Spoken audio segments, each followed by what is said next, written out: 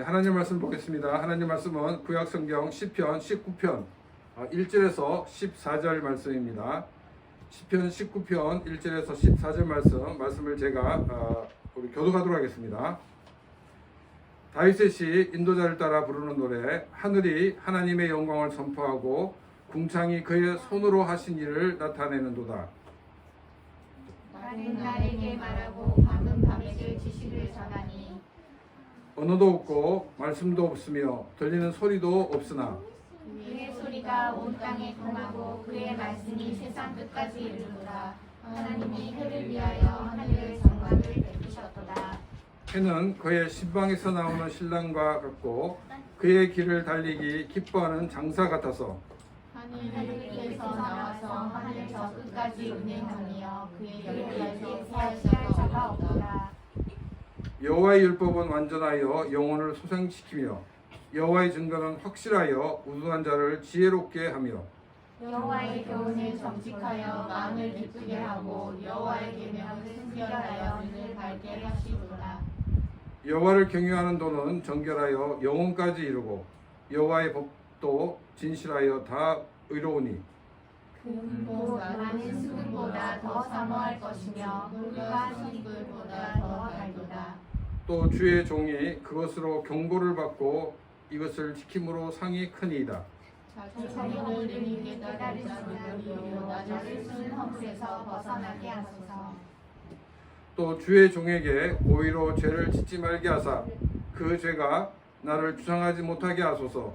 그리하면 내가 정직하여 큰 죄가에서 벗어나겠나이다. 나의 반석이시여 나의 구원자이시여 여호와여 의인의 말과 마음의 묵상이 주님 앞에 연합되기를 원하나이다. 아멘. 지난주 기독교에 대한 수식어가 신비의 종교 혹은 이 체험의 종교라는 말이 있다라고 이야기를 하면서 설교를 시작하였습니다. 오늘도 기독교에 대한 다른 수식어를 소개하면서 설교를 시작하고자 합니다. 우리 기독교를 계시의 종교라고 이렇게 얘기합니다. 여러분, 계시의 종교라고 하면 어떤 느낌이 있습니까? 이 계시의 종교라는 것은 신이 자신이나 자신의 뜻을 보여주고 또 알게 하여 주는 그런 종교라는 뜻이 있습니다.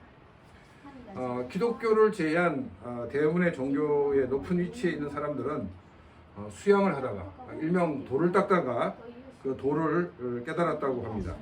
그러나 우리 기독교는 삼위일체 하나님이 사람들에게 찾아와서 하나님을 보여주시기도 하시고 또 하나님의 뜻을 보여주시고 또 우리로 하여금 그 하나님을 깨닫게 하시고 또 믿게 하셨다라고 우리는 고백을 하고 있습니다. 그러니까 일반적인 종교에서 신앙을 가지는 것은 사람이 주체이지만 우리 기독교는 삼위일체 하나님이 주체가 된다는 것이 다른 종교와의 큰 차이점입니다. 사람들로 하나님을 알게 하고 또 하나님의 뜻을 알리는 계시에는 두 개의 계시가 있습니다. 하나는 일반 계시라고도 하고 또 자연 계시라고도 하는 계시가 있습니다. 또 하나는 특별 계시라고 하는 계시가 있습니다. 일반 계시를 자연 계시라고 한다고 말씀을 드렸습니다. 일반 계시라고 이렇게 하는 게 뭐 때문이냐면 모든 사람들이 다 알 수 있는 계시다 하는 뜻입니다.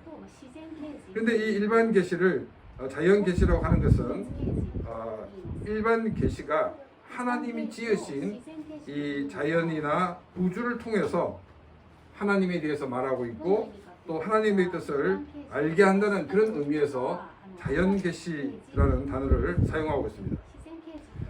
자연을 통해 어떻게 하나님을 알리고 또 하나님의 뜻을 알리고 있냐면 하나님께서 이 자연 피조물들 안에 하나님께서 그것을 새겨 놓으셨기 때문입니다.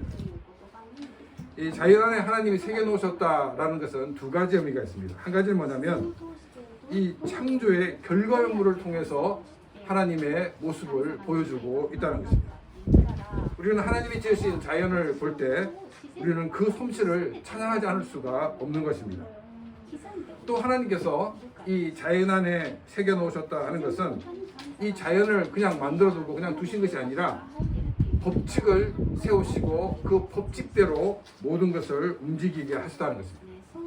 그래서 우리가 이 과학이라는 것은 존재하지 않는 것을 새롭게 만든 것이 아니라 하나님이 자연에 새겨놓으신 이러한 법칙들을 발견하고 그것을 우리의 삶에 적용시킨 것에 불과하다는 것입니다.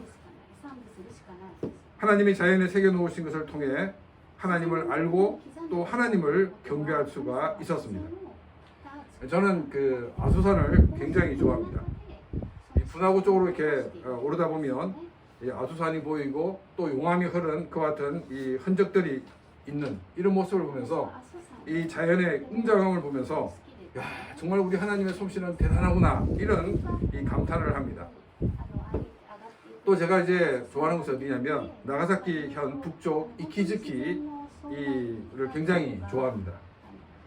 그곳에 가면 정말 이렇게 절벽과 같은 산이 하늘과 이 바다를 이렇게 맞닿아 있는 이런 것을 보았을 때 너무나도 큰 감동을 느낍니다. 그래서 저는 이제 이런 감동을 함께 공유하기를 원하는데 이제 한국에서 손님들이 오면 함께 거기서 데려갑니다. 저기 보십시오. 그러면 이제 분위기를 깨는 한마디를 합니다. 야, 한국 같았으면 여기 카페가 많이 있었을 텐데 이렇게 이야기를 한다는 것입니다. 우리가 크리스찬임에도 불구하고 하나님이 주신 자연을 보고 야, 우리 하나님의 솜씨는 대단하다 라고 이렇게 말하는가 하면 또 이 경제적인 그런 그 논리를 가지고 보는 그런 시각도 있다는 것입니다. 그렇다 그러면 하나님을 알지 못하는 사람들은 자연을 볼 때 더 많은, 더 다양한 반응이 있지 않나 생각이 듭니다. 그 중에서 한 시각은 투자적인 개념에서 여기에 돈을 투자하면 정말 좋은 곳이다, 이익이 많이 남겠다 이렇게 보는 시각이 있는가 하면 또 어떤 사람은 우와 하고 그냥 끝나버리고 가는 거예요. 또 어떤 사람은 자연의 웅장함을 보고서 거기에 기가 눌려서 그 자연을 오히려 숭배하는 그런 자세를 가진 사람도 있다는 것입니다. 우리는 이러한 모습을 보면서 하나님이 자연에 새겨놓으신 손길, 다른 말로 하나님의 계시를 아는 그 하나님의 계시를 보고 하나님을 아는 사람도 있고 하나님을 알지 못하는 사람도 있다는 것을 알 수가 있습니다. 일반 계시를 통해서 또 다른 말로 이 자연 계시를 통해서 사람들은 하나님을 알 수가 있었습니다. 하나님을 알 수 있는 것이 아니라 지금 이렇게 현재형이나 또 현재 진행형으로 제가 말씀드린 것이 아니라 알 수 있었다라고 과거형으로 말했다는 것을 여러분 주목해야 됩니다. 이 말은 현재는 그렇지 않다는 것입니다. 일반 계시 혹은 자연 계시를 통해서 하나님에 대해 하나님의 뜻에 대해 알 수가 없습니다. 일반 계시 혹은 자연 계시를 통해 하나님에 대해 또 하나님의 뜻에 대해서 알 수 없게 된 것은 바로 인간의 죄 때문입니다. 아담과 하와가 죄로 타락하기 전에는 자연을 통해서 하나님을 알 수 있었고 하나님의 뜻을 알 수가 있었습니다. 그래서 하나님을 경배하는 그런 삶을 살 수가 있었습니다. 또 사람들이 하나님을 알고 하나님의 뜻을 알 수 있었던 것은 우리 인간은 다른 동물과 다르게 창조함을 받았기 때문입니다. 우리 인간이 외부적으로는 어떻게 보면 또 우리의 장기적인 면에 봤을 때는 상당히 동물과 비슷하지만 다른 동물과 근본적으로 다른 이유는 뭐냐면 우리 인간은 하나님의 형상대로 창조함을 받았기 때문입니다. 그래서 하나님이 새겨놓으신 이 자연 가운데 있는 일반 계시 혹은 자연 계시를 통해서 하나님을 알 수 있었고 또 하나님의 뜻을 알 수가 있었습니다. 근데 우리 인간은 죄로 전적으로 타락을 하게 되었습니다. 전적으로 타락했다는 것은 100% 타락했다는 것입니다. 이 전적인 타락은 우리 인간이 가지고 있던 그 하나님의 형상이 깨어져 버리고 말았습니다. 죄로 전적으로 타락한 우리 인간은 이제 하나님이 지으신 자연을 보아도 하나님을 알 수 없고 또 하나님의 뜻이 무엇인지를 알 수 없게 되었습니다. 인간이 죄로 타락하면서 하나님의 관계만 깨어진 것이 아니라 또 자연과의 관계도 깨어져 버리게 되었습니다. 로마서 8장 22절에서는 뭐라고 말씀하고 있냐면 피조물들이 다 함께 탄식하며 고통을 받고 있다라고 말하고 있습니다. 인간은 하나님과의 관계도 또 자연과의 관계도 모두 깨어졌기 때문에 이 산다는 것이 너무나도 피곤한 상태에 놓였고 아무런 소망이 없었습니다. 그런데 하나님은 죄로 타락한 아담과 하와를 찾아오셨습니다. 그리고 인간을 구원하는 길을 말씀해 주셨습니다. 이것을 우리는 특별 계시라고 말을 합니다. 이 특별 계시는 바로 우리에게 주신 성경입니다. 우리는 성경을 통해 하나님을 알 수 있고 또 하나님의 뜻을 알 수가 있습니다. 또 이 특별 계시를 믿는 사람은 하나님의 일반 계시를 통해서 우리 인간이 타락하기 이전만큼은 아니지만은 어느 정도 알 수가 있게 되었습니다. 그래서 자연을 보고 하나님을 찬양할 수가 있게 되는 것입니다. 오늘은 우리 시편 19편의 말씀을 통해서 함께 이 일반 계시와 특별 계시라는 제목을 가지고 말씀을 함께 생각해 보는데 1절에서 6절까지는 자연 계시에 대해서 얘기하고 있고 7절부터 9절까지는 특별 계시에 대해서 말하고 있습니다.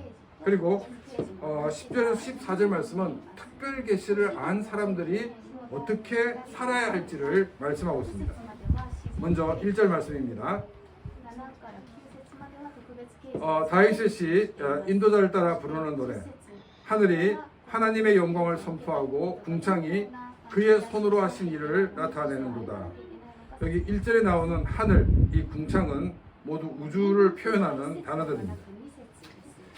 하나님이 창조하신 우주가 하나님의 영광을 선포하고 있고 또 하나님이 창조하신 모든 것을 나타낸다라고 말하고 있습니다. 우주를 통해 또 자연을 통해 하나님이 어떤 분인지 알 수가 있고 또 하나님의 뜻을 알 수 있다라는 것을 말하고 있습니다. 앞에서 말씀드렸던 것처럼 우리 인간은 타락하기 전에 자연 계시를 통해 하나님과 하나님의 뜻을 알 수가 있었습니다. 2절 말씀입니다. 날은 날에게 말하고 밤은 밤에게 지식을 전하니 이 2절은 이 전수되고 있다 하는 것을 말하고 있습니다. 예를 들어서 어제라는 그 시간, 그 개념이 시간이 오늘이라는 그 시간에게 이제까지 자기가 알고 있는 모든 것을 전수해 줍니다. 그러면 이 오늘이라는 이 오늘은 이제 어제까지 들었던 모든 것을 받아가지고 자기가 오늘 체험한 걸 가지고 내일이라는 곳에 그것을 전해주는, 전수해주는 것을 말하고 있습니다. 이 말은 무슨 말이냐면 하나님의 뜻을 알고 또 하나님을 아는 이것이 하나님께서 창조했을 그때만 알고 지금 모르는 것이 아니라 그것이 다윗 시대까지 계속되고 있다는 것입니다. 그리고 이것은 우리가 살고 있는 시대에도 계속되고 있다는 것입니다. 그리고 예수님이 이 땅에 재림하실 때까지 그 일은 계속적으로 될 것을 말씀을 하고 있습니다. 3절과 4절 말씀입니다. 언어도 없고 말씀도 없으며 들리는 소리도 없으나 그의 소리가 온 땅에 통하고 그의 말씀이 세상 끝까지 이르렀도다. 하나님이 해를 위하여 하늘에 장막을 베푸셨도다. 이 3절과 4절은 하나님께서 이 세상을 만드실 때 하나님의 말씀으로 이 세상을 창조하셨다 하는 것을 말씀하고 있습니다. 여러분 우리가 어떤 조그마한 것을 만들 때도 굉장히 요란합니다. 나무를 자르는 소리 혹은 쇠를 자르는 소리 굉장히 시끄러운데 근데 우리 하나님께서는 엄청난 우주를 만드시는데 정말 아무 소리가 없이 우주를 만드셨다는 것입니다. 그리고 이 우주가 확장되고 움직이는데도 아무 소리도 나지 않는다는 것입니다. 여러분 지구가 하루에 한 바퀴씩 돌고 있죠. 그리고 자전이라고 합니다. 이 지구가 한 바퀴 도는 자전의 속도는 얼마큼 될까요? 이 지구가 이 자전하는 이 속도는 이 초속 얼마냐면 460m입니다. 초속 460m는 이 음속보다도 더 빠른 속도입니다. 그래서 지금 똑딱하는 동안에 460m를 가 있다는 거예요. 자, 그런데 이 자전한 소리가 들리지 않습니다. 조그마한 물건도 막 움직이는 소리가 드는데 엄청난 지구가 도는데도 아무 소리가 들리지 않습니다. 그리고 지구가 태양을 공전을 합니다. 이 공전하는 속도는 얼마큼이냐면 초속으로 27.76km입니다. 이게 지금 음속에 얼마큼 빠르냐면 81배가 빠릅니다. 엄청난 속도로 지금 이렇게 움직이고 있음에도 아무 소리가 들리지 않습니다. 근데 우리는 이제 비행기 같은 경우 지나가게 되면 굉장히 시끄럽습니다. 그럼에도 불구하고 우리 하나님께서는 이 엄청난 우주를 움직이시는데 아무 소리가 나지 않는다는 것입니다. 다윗이 바로 이런 것을 표현하고 있습니다. 이것을 통해서 우리 하나님이 얼마나 대단한 분인가를 우리는 알 수가 있습니다. 하나님은 아주 조용히 온 우주를 창조하셨습니다. 그리고 아주 조용히 이 모든 것을 통치하고 계신 분이십니다. 우리를 위해 일하실 때도 하나님은 요란스럽게 일하지 않습니다. 하나님은 조용히 우리에게 오셔서 우리와 함께 하시고 우리를 위해 일하고 계십니다. 다윗은 하나님이 지으신 피조물 중에서 이 태양을 예를 들고 있습니다. 하나님은 해가 있을 수 있는 공간을, 즉 우주를 창조하셨다라고 말하고 있습니다. 5절과 6절 말씀입니다. 해는 그의 신방에서 나오는 신랑과 같고 그의 길을 달리기 기뻐하는 장사 같아서 하늘 이 끝에서 나와서 하늘 저 끝까지 운행함이 그의 열기에서 피할 자가 없도다. 이 5절은 해가 떠오르는 일출광명을 보여주고 있습니다. 그리고 6절 말씀은 해가 동쪽에서 떠서 서쪽으로 지는 그 모습을 보여주고 있습니다. 그리고 태양의 열이 지구 전체에 영향을 미치고 있는 모습을 또한 보여주고 있습니다. 지구에 제일 큰 영향을 주는 것이 태양이기 때문에 다윗은 이 태양을 예를 들지 않았나 생각을 해볼 수 있습니다. 그리고 우리가 한 가지 더 기억해야 되는 것은 뭐냐면 우리는 이 태양의 움직임 또 태양의 영향에 대해서 잘 알고 있기 때문에 그렇구나 라고 이렇게 그냥 넘어갈 수가 있게 됩니다. 그런데 이 근대에 이르기까지 사실 많은 사람들은 자연을 신으로 숭배하는 그런 문화가 지배적이었습니다. 근데 다윗은 BC 천년경의 사람입니다. 이런 다윗이 태양은 신이 아니고 하나님이 지으신 피조물에 불과하다는 이 선언은 엄청난 선언이었다는 것입니다. 이 세상의 모든 것은 하나님이 지으신 피조물입니다. 과학자들이 발견하는 많은 원리들은 하나님이 지으신 피조물에 새겨놓으신 하나님의 손길입니다. 근데 사람들은 하나님을 발견하지 못하고 하나님이 주신 많은 증거를 오히려 하나님을 부인하려는 데 사용을 하려고 합니다. 이것은 죄로 타락한 인간의 교만입니다. 그래서 다윗은 자연 계시를 통한 하나님의 계시에서 멈추지 않고 특별 계시를 소개하고 있습니다. 7절에서 9절 말씀입니다. 여호와의 율법은 완전하여 영혼을 수행시키며 여호와의 증거는 확실하여 우둔한 자를 지혜롭게 하며 여호와의 경호는 정직하여 마음을 기쁘게 하고 여호와의 계명은 순결하여 눈을 밝게 하시도다. 여호와를 경외하는 도는 정결하여 영혼까지 이루고 여호와의 법도 진실하여 다 의로우니. 이 7절에서 그 9절까지는 다윗이 특별 계신 하나님의 말씀을 6가지로 표현을 하고 있습니다. 이 6가지 모두 야훼라는 단어가 붙어 있습니다. 하나님은 말씀하시고 그 말씀을 이루시는 하나님이라는 것을 강조하고 있는 것임을 우리는 알 수가 있습니다. 먼저 이 특별 계신 하나님의 말씀을 야훼의 율법이라고 얘기하고 있습니다. 이 율법이란 말은 구약적인 표현인데 하나님 말씀이라는 그 표현입니다. 우리가 율법과 율법주의를 헷갈려서는 안 된다고 여러 번 말씀을 드렸습니다. 이 특별 계시는 하나님이 우리에게 오셔서 우리에게 하나님이 어떤 분인지 그리고 하나님의 뜻이 무엇인지 알려주시는 하나님의 말씀입니다.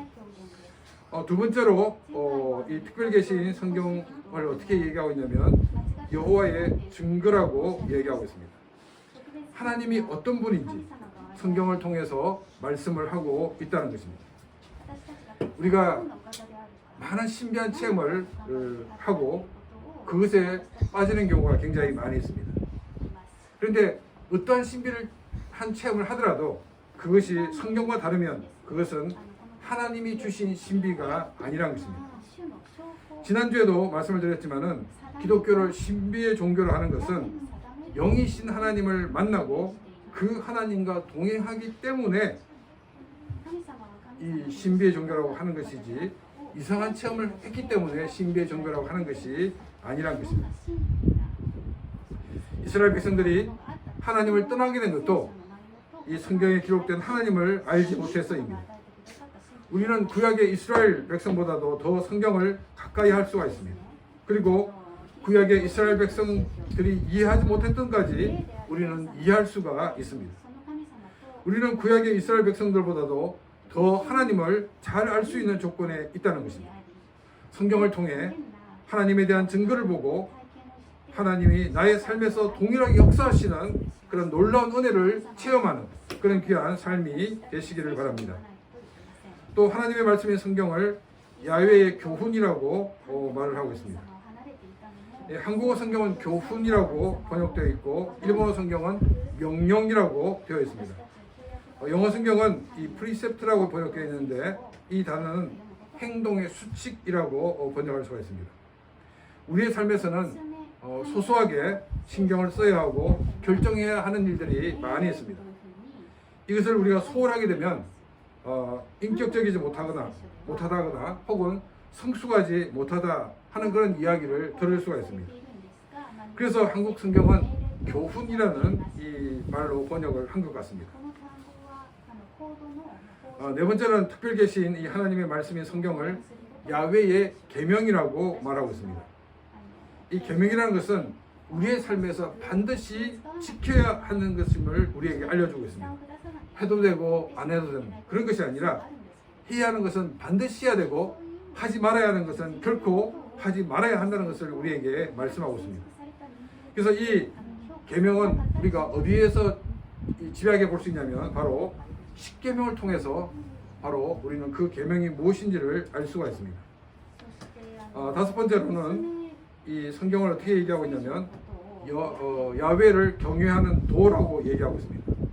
어떻게 하나님을 경배할지를 우리에게 가르쳐주고 있다는 것입니다.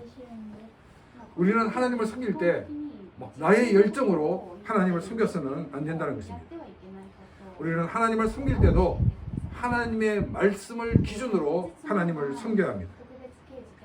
이스라엘 백성들이 가나안 종교의 하나인 이 몰렉 종교에 오염이 되었습니다.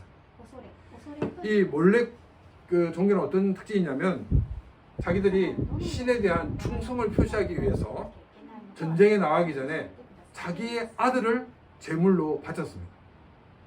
다른 사람들 봤을 때는 야, 정말 자기 아들을 자기 신에게 바치다니 대단하다 이렇게 생각할 수 있습니다. 하나님께서는 이 예를 들면서 하나님이 기뻐하시는 것 그것은 이미 성경에 이야기를 해놓았다는 것. 그 성경의 원리대로 하나님을 섬기는 것이 중요한 것임을 우리에게 말씀하고 있습니다. 우리의 열정을 표출하여 카타르시스를 느끼는 것이 하나님을 기뻐하시는 것이 아니라는 것입니다. 우리는 성경으로 돌아와 성경에서 말씀하고 있는 방법대로 하나님을 섬기는 삶이 되어야 한다는 것입니다. 여섯 번째로 특별 계신 하나님 말씀을 뭐라고 얘기하고 있냐면 여호와의 법도라고 이야기를 하고 있습니다.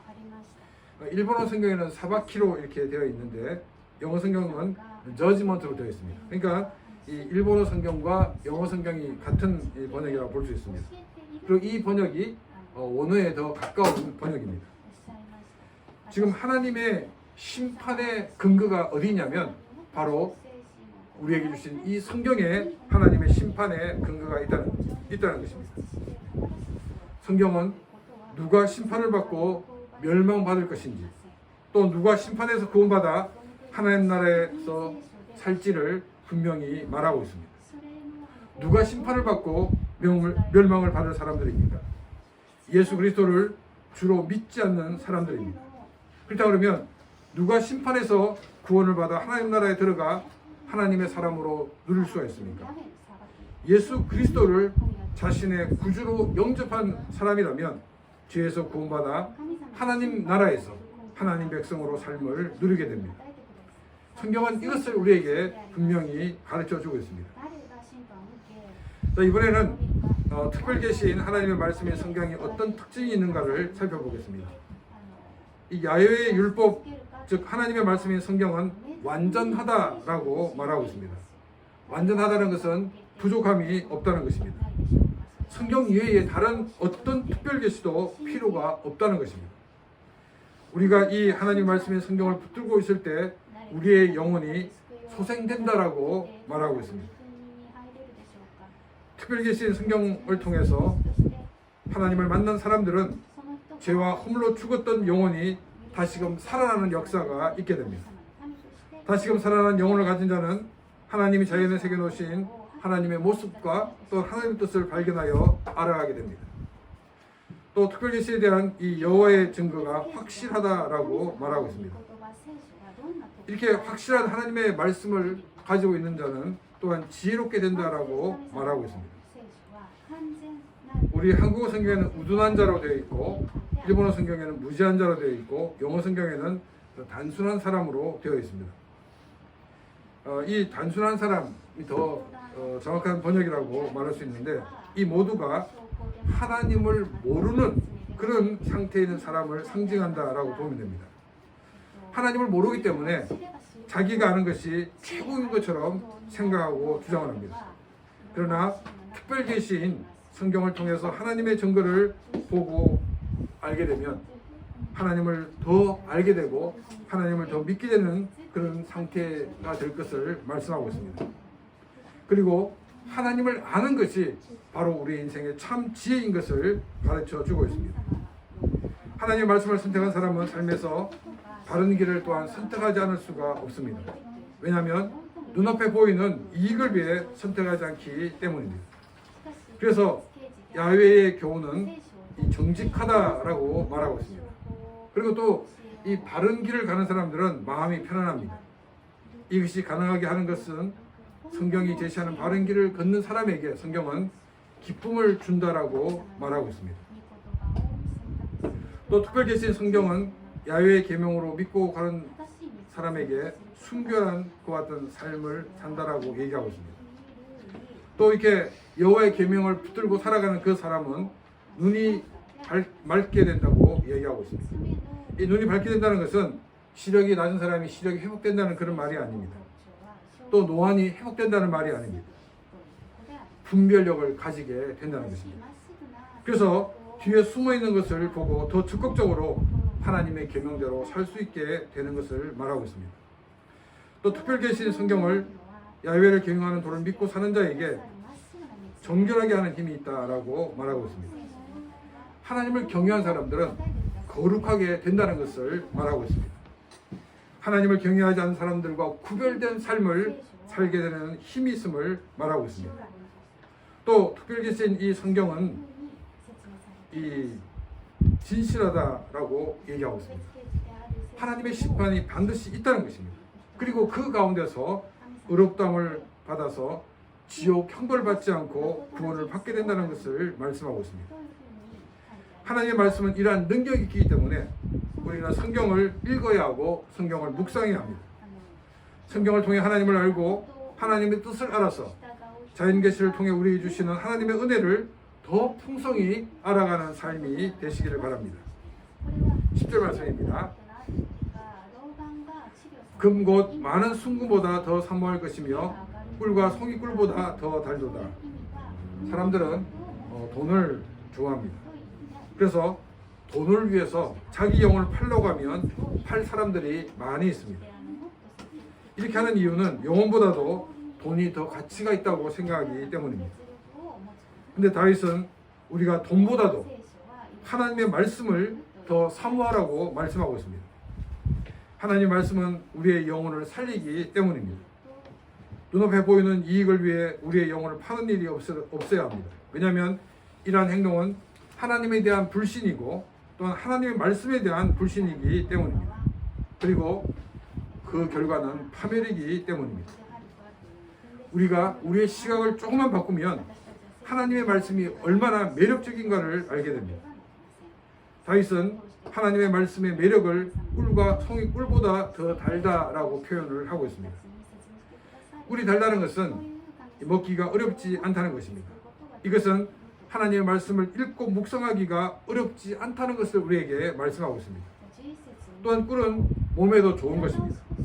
하나님의 말씀은 우리의 인생에 엄청난 도움을 주는 것임을 다윗은 말하고 있습니다.